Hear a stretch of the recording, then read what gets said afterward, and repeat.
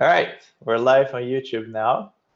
There's supposed to be a 20-second delay, something like that. I'll share the link with the world. Hi, Mom.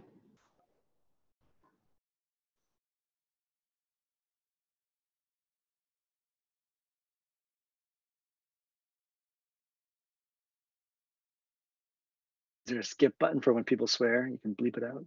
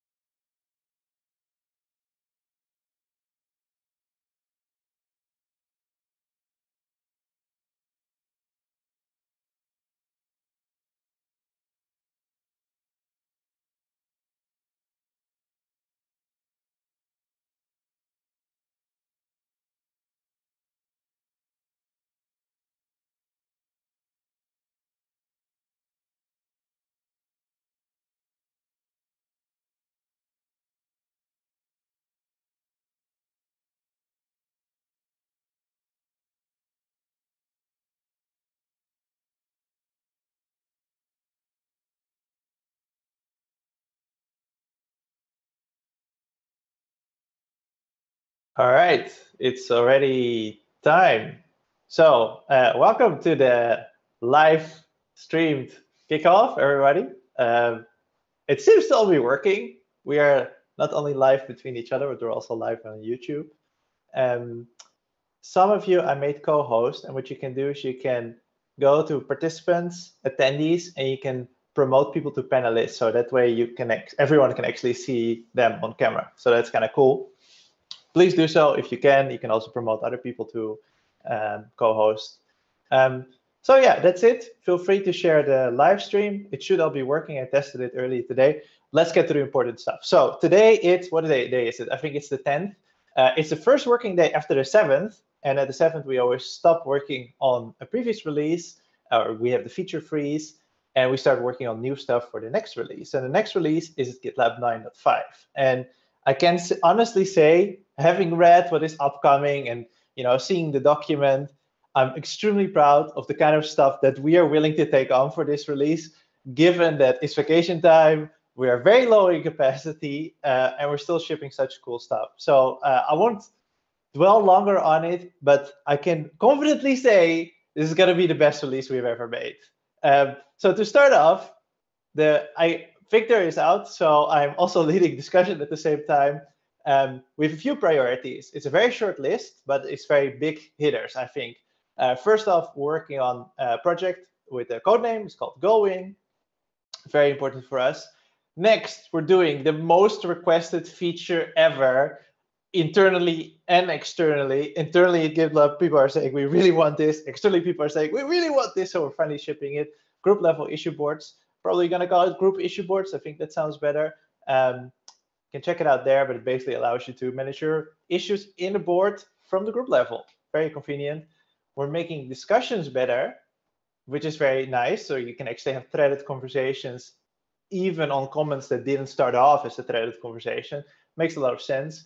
And then what it can never be left out is performance and reliability improvement. And for the discussion team particularly, we're working on things that basically make merge requests faster and more stable, so that if they get in a locked state, they get out faster and everything happens a little bit faster. So I'm extremely excited with these improvements, but it's only the tip of the iceberg. Mike, tell us what is coming for platform. Thanks, Job. I hope you can hear me okay. I had to vacate my office today because it's getting a new floor and I didn't have a door to close the noise from the builders. So I'm outside somewhere in London. In platform, we've got, I guess, one of the major changes that we're doing, and we started doing a lot of the work in the previous release, but it all wraps up in 9.5, is around licensing. And there's two big things going on there. Number one is making effectively a single download for GitLab. So today we have GitLab EE and GitLab CE, and if you download CE and you want to move to EE, you've got to then sort of download a new package and upgrade it, and people are wary of doing that. And a lot of people just don't understand what functionality and what capability is available in GitLab EE if they have CE. And so what we're doing is we're making GitLab EE work as if it was a GitLab CE instance if there's no license. So you can just go download GitLab, you'll get EE, but it'll have all of the CE features and capabilities working for you, number one. Number two is like right in the product, you can just go and activate a trial, and then you'll get all of the EE features sort of working for 13 days in your trial. And then you can go on and then buy a license. So this is going to be a big change and hopefully really help spread the word and help people migrate from CE to EE. Secondly is we've been working on this for the last release as well, is features on gitlab.com will be wrapped in a series of license checks. That means that EE features on gitlab.com will be available in our paid plans, where you can just take and effectively buy a plan for that group, and you'll get all of the EE Premium or EE Starter features available on GitLab in either our silver, bronze, or gold plans. So a lot of work that's been going on in the background and will continue for the next release, and all of that will ship at the end of this release. Then secondly is we've really trying to take a little bit of time out and focus on performance improvements. I don't think we did enough of them as we wanted to in the previous release.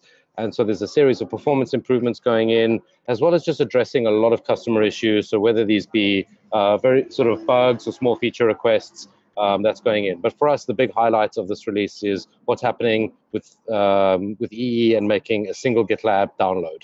And that's it from us. Over to Josh.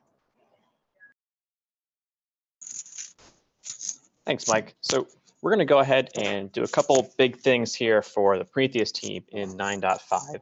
The first thing we're going to go ahead and do is improve our dashboards and allow you to have multiple time series on a single chart. So for example, if you have a chart for response times and you want to be able to get quartiles or medians and 95 percentiles, you can actually have those present on the single chart and make it available in one place, as opposed to having it spread out across multiple, because we only support one right now. We also want to be able to support colors as well. Right now, everything's blue. So for example, if you wanted to perhaps have a chart for HTTP request rates, you can have a separate one for 200s, a separate one for 400s, a separate one for 500s, and you could flag the 500s as, for example, red. So pretty cool things there, and that'll help us also support the next item, which is a comparison of canary and stable nodes. So obviously right now with deploy boards as part of CI, we have some great features to let you deploy a new version of your code to a small portion of the fleet and have it absorb some of the load, so you can see how it's operating with reduced risk. And now with this new feature, we're going to actually be able to track metrics separately for canary pods versus stable pods, and then be able to also overlay those on your metrics charts as well. So some pretty cool things there coming on the dashboard side. And then last but not least, of course, on the Prometheus side is we're continuing to further instrument the GitLab code itself. This will help, of course, not just GitLab ourselves operate the service more efficiently, but also our customers as well. So excited about that and the new instrumentation we're bringing to the table here, building on top of what we did in 9.4. As for the build team, we're continuing on with our high availability work. And so we're continuing on with Postgres. We're going to be launching it in 9.3 in sort of an experimental preview mode. In 9.4, we'll be going through and adding support, essentially trying to make it GA. And so excited about that. Going to kind of close up some last final items there on the Postgres side. We're then going to continue to work on also moving towards a cloud-native deployment model for GitLab. So in 9.3, we actually split the registry into its own service, and actually happy to say that in production, that's actually happening now. And so we're actually running registry by itself on its own container image to go forward. And then also here in 9.4, we're going to take that forward and also move another component out, most likely Sidekick, as well. So exciting things here on the build team side, as well as continuing to improve our installation process by doing things like providing SHAs and CRC2 downloading. You can confirm that the download package you downloaded is actually the one we posted and you downloaded it correctly, as well as some other improvements for improving the text you get at the end of the reconfigure process to make it more clear. So some good things there on the build side, and I'll pass it on to Tim for some discussion on the front end. Thanks, Josh. So what are we going to do for 9.5? We are doing our ongoing work for especially platforms. So we have still a lot to do for the navigation. There's stuff for the licensing EE going on, and we are doing and supporting also the Prometheus work. That was already said. We have one other topic for our platform, which is show projects of subgroups on parent group page so that this is aligned. And one of the big tasks that we also have set on our OKRs, and I will talk also in our front-end group update tomorrow more in detail about this, is that we are doing a lot of engineering work on our front-end performance. So we have done a front-end performance audit, and we really want to improve a lot in there so that we are doing ongoing work on different topics. So that starts from code splitting, so that we have smaller webpack packages. We will have lazy loading of our images on the front end for 9.5. We have an ongoing effort so that we can remove inline scripts, which is blocking us currently for doing async and deferred loading, which will be also a huge performance boost and should give us a lot on performance improvements, especially on big pages with a lot of comments, with a lot of posts, etc. We are also carrying on our work with the UI polish and supporting also this effort with taking over more tasks that we haven't finished yet for 9.4. And as always, the AC frontend team is also working on bigger tasks on the website, and we will do an implementation for a customer web page, which is much nicer and much more informative. So I'm handing over to Philippe and Clement for the DC frontend team. Okay, so on the same line as you said, we still have some ongoing work regarding the merge request widget improvements and some UI polish stuff. We also schedule some bugs for this release in order to make sure they are fixed. And as mentioned by Job, we are doing the group level issue boards. We are adding a search bar to the group issues page. And we are trying on the CI team, trying to make a proof of concept for the new job page to make it usable and more performant. We are also adding view time tracking in issue board sidebar, and we are redoing the redesign of confidential issues page. Fabio, to you. Yeah, thank you, Philippa. So the CI/CD team is very proud and excited about the new features that we are going to push into this new release. So first of all, talking about direction issues, there is a very big fish that we are starting working on, and is the online visualization of HTML artifacts for public projects. So it is a very, very requested feature by the community, also by ourselves. So you will be able to publish HTML reports, for example, like JUnit, something like that, directly on your project's homepage. So we are still working on the actual let's say architecture of it, but it is very promising, and you can follow all the updates on the issue. Second point is the way that allows you to use CI job tokens in order to collect artifacts via the API. This closes the multi-project pipelines topic for a while, and will allow you to use it without any other authentication needed. So it is automatically done because all the authentication things are taken from this CI job token. Then, as we know that sometimes starting with GitLab CI is not so simple, and in general, starting with GitLab is not so simple at all for everyone. We want to be sure that onboarding it's very, very simple, and so we try to provide some project templates that cover mostly all the most common architectures and technologies like Rails, Express, or Spring. And so the developer just has to create a new project, pick up a template, and he will find issues and GitLab CI file and everything that is useful for him in order to start very, very well with this project.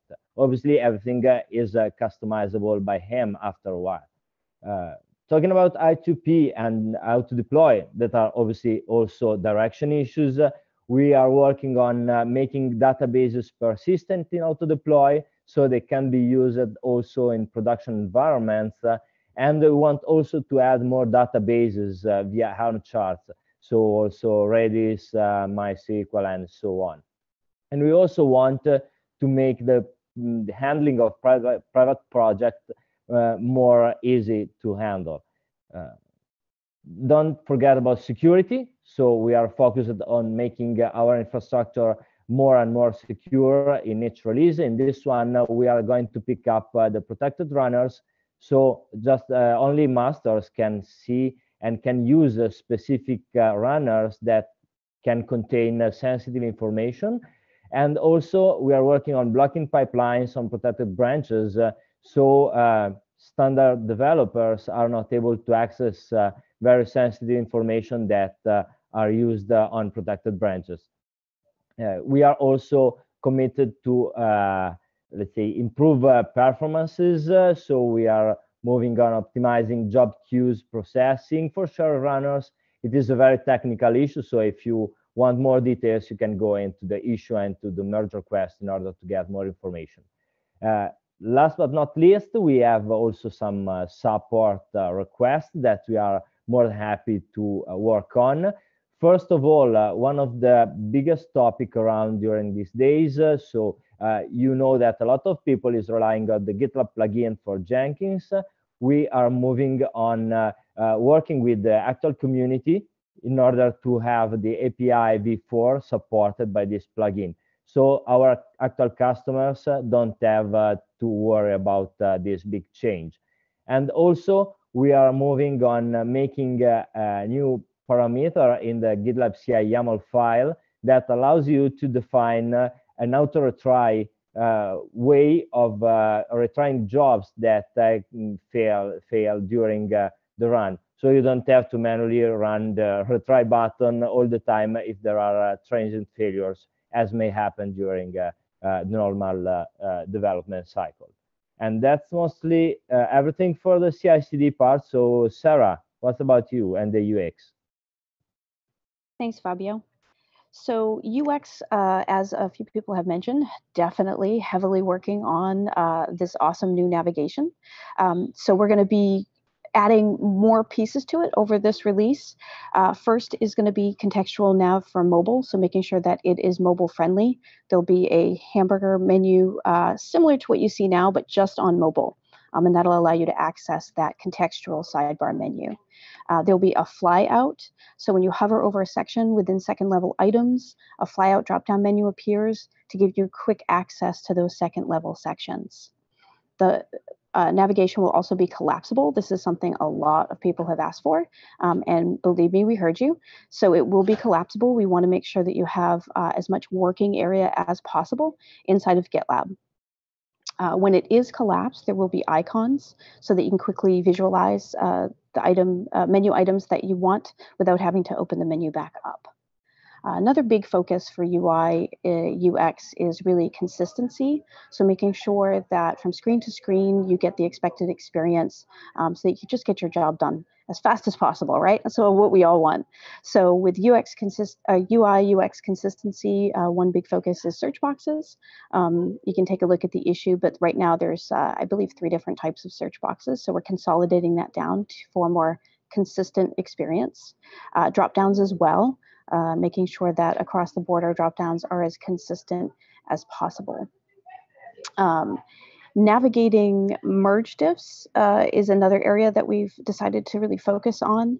It's kind of been a clunky and not very fun experience. So now you'll be able to quickly jump to different files on the page using the UI so that you can navigate and make decisions fairly quickly when looking at merge diffs. New and improved confidential issue design. It lets people know that they're looking at a confidential issue, but in a non-intrusive way. We want to make sure that you know where you are, what you're looking at, but without stopping you from doing your work. Making issue boards easier to filter. So we're adding a self-label issue. It'll be more clear when you're working with boards exactly what filter you're looking at and how that fits into the list. So you'll actually see that label in the list for each item that you get. And last but not least, real-time emoji updates. So now as you like a comment or like something on a merge request, you get an immediate response. So emoji award counts will update in real time. Working a lot of other things, but that's kind of the big overview. Stan, what do you have going on? I'll put my product management hat for Geo. Geo's made a lot of progress this month, but we can continue on that with a lot of big steps next month. The first one being detaching the repository group and path name from the disk. Right now, if you have a repository name GitLab CE and you rename it, we have to also rename it on the secondary. But that turns out to be a really tricky problem because if you think about projects renaming all the time or deleting all the time, that means you have to constantly get things consistent, and it's really challenging. So one thing that will help also GitLab.com is to have this sort of separation. So you could have a repository name like GitLab CE, and the directory name is some UUID or something that doesn't actually have to tie in with the name. So I think that will be a huge improvement for enable us to do. The next thing on this list is project renames and deletions. Right now we have this event log in Geo that tracks all the different things that people do to their primary so that we can actually reflect it on the secondary. But once we have something that's actually detached, we can actually go and clean up directories without worrying that other projects will be deleted improperly. We're right now relying on system hooks kind of as a crutch. We're going to want to remove those once we have these things in place that enable us to do that. So again, that's the renames, deletions, and we have push events now also going in the event log. But once we have all these things straightened out, we can start to just cut the cord loose, rely on this cursor that basically tracks different events and handles that for us, and we can allow more disconnected operations so that if your secondary turn gets disconnected for a week, we can come back online, figure out what's different, and just automatically reconcile that. The last one is the first step into a big feature that customers want, which is to selectively replicate certain projects. So for example, if I only wanted to replicate the GitLab CE project or some projects within that group, I don't want to clone everything on GitLab.com at once. We want to enable the admin to say, hey, I just want this for now. And this will enable us to test on GitLab.com, because what we don't want to do is test GitLab Geo all at once and have every repo streamed, because that's just going to kill our system. We don't think that's the right way to test it. So we can selectively say, just test a few of these projects or this group. They'll make our job a lot easier to iron out a lot of issues. And then we can turn on the floodgates after that. So that's it for Geo. And I think that concludes this kickoff for 9.5. Job, did you want to conclude with anything else? It's going to be so good. We don't even have 9.4 out, and I'm already excited for this. It feels so long away, when you're waiting for a package and you're just dying in days and days for it to come. This is like 10 times worse, but we're all going to work on it, so it's going to be great. Thank you, everybody, for listening. And if you're working on this, good luck. Now I'll try to end this meeting. I have no idea how. Bye-bye.